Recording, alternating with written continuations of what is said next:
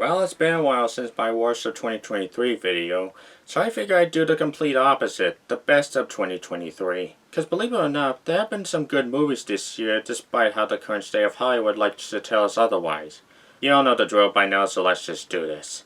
Some dishonorable mentions include Jules, The Boy and the Heron, Infinity Pool, Dungeons & Dragons Unarmed Thieves, Knock at the Cabin, How to Blow Up a Pipeline, The Covenant, Hypnotic, Air, You Hurt My Feelings, and The Iron Claw. Now, since I only had 19 seals of cinema this year, I thought for a while what my number 20 would be, because honestly, half of these honorable mentions could easily fill this spot. But ultimately, I decided that the bottom of the list would be...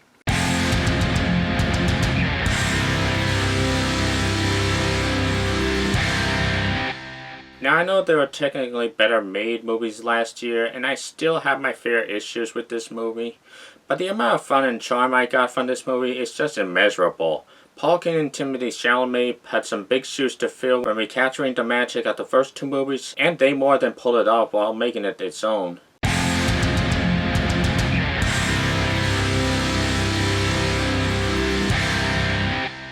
A movie about a guy who gets stuck in an apartment could have easily backfired in the wrong hands, but thanks to the director exploring the compelling story about Willem Dafoe slowly losing his mind in this claustrophobic art gallery, it truly is worth watching at least once.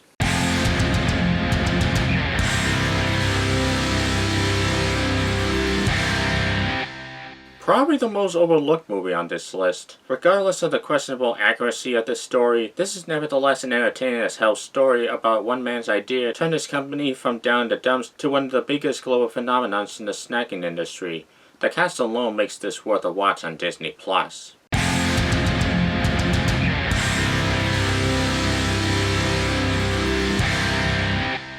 This movie truly takes us back to the sweeping historical epics of old, with its epic scope, visual battle sequences, and great performances.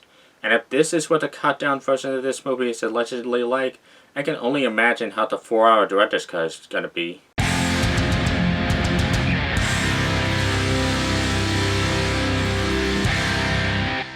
The director of Sing Street strikes again with another Irish feel-good movie.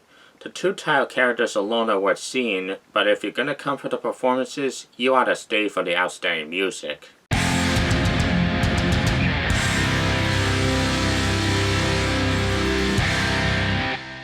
While I definitely like John Wick 4 the same year, I felt it to be the weakest of the series so far.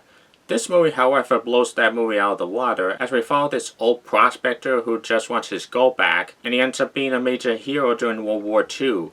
If this isn't the next big action movie franchise, I don't know what is.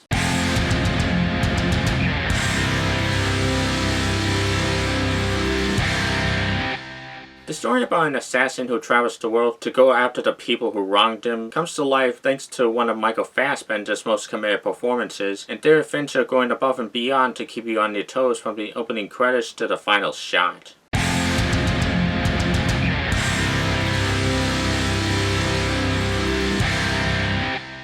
The previous year saw A24 make a slew of mediocre coming-of-age dramas that weren't worth looking back on.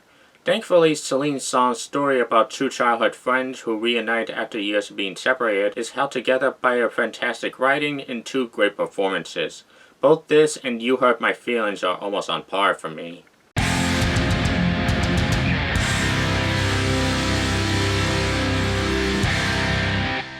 The highest grossing movie of the year, and it's not hard to see why. This truly is this year's Lego movie, where kids will adore the characters, especially Margot Robbie and Ryan Gosling, and their various shenanigans, while the adults will be compelled by the themes of gender and identity that Greta Gerwig and Noah Baumbach explore in this movie.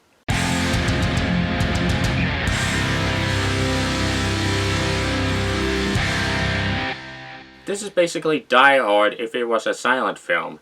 In a generation where most of the action movies are filmed with generic screenplays and needless shaky cam, genre proves in its direction and action sequences that action truly speaks louder than words.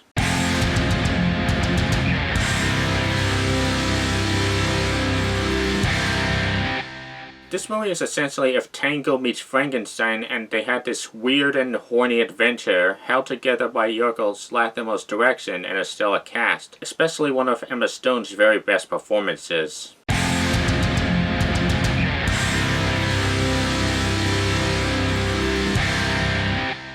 Even if the first couple movies failed to astonish back then, Tom Cruise proved from the third movie onward that there was some life worth putting into this franchise. And somehow at the seventh movie, he, along with his team of filmmakers, continued to make this a mission worth continuing to accept.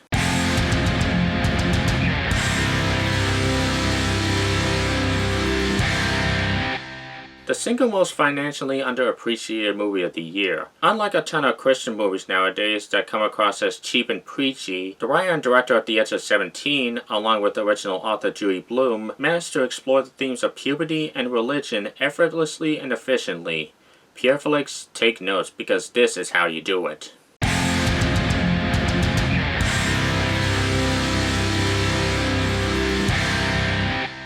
Hey, remember when January was a complete joke in the film industry?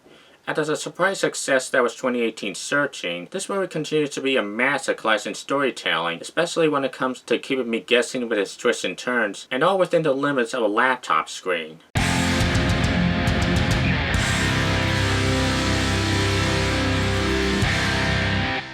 In a year where the superhero genre has failed to impress, James Gunn continues to excel with his cast of charismatic characters in his swan song in the Marvel Cinematic Universe before moving on to reboot DC.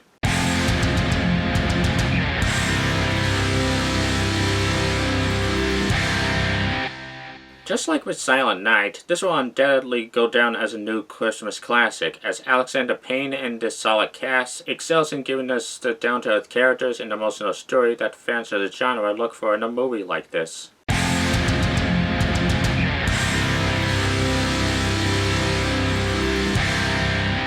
Martin Scorsese makes 3.5 hours fly by as he delivers an emotional drama filled with complex characters, compelling themes, and breathtaking visuals. One of the most cinematic experiences of the year for sure.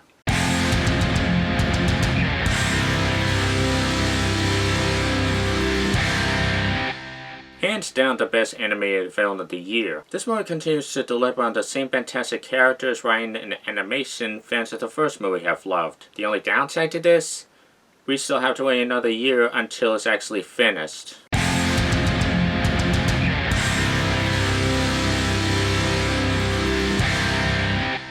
I heard a ton of people talk about this movie when it first came out, but all of a sudden I stopped hearing about it.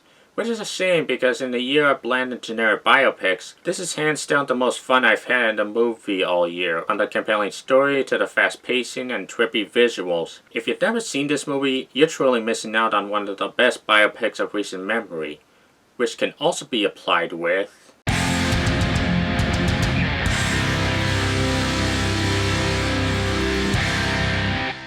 ever since he made Following back in the late 90s, Christopher Nolan has continued to make one fantastic film after another, and while I may personally prefer other movies like Inception and The Dark Knight, this might just be his magnum opus. With a stellar cast led by Cillian Murphy and RDJ, as well as one of the best visual and auditory experiences this year, this movie helps 3 hours just breeze by. If Nolan doesn't finally win that damn Oscar for this movie, then something's truly wrong with society. And that's it for 2023. Let's just hope that 2024 delivers at least a decent year for this particular medium. But let's just be real, this year is probably gonna suck like the rest of this decade before it.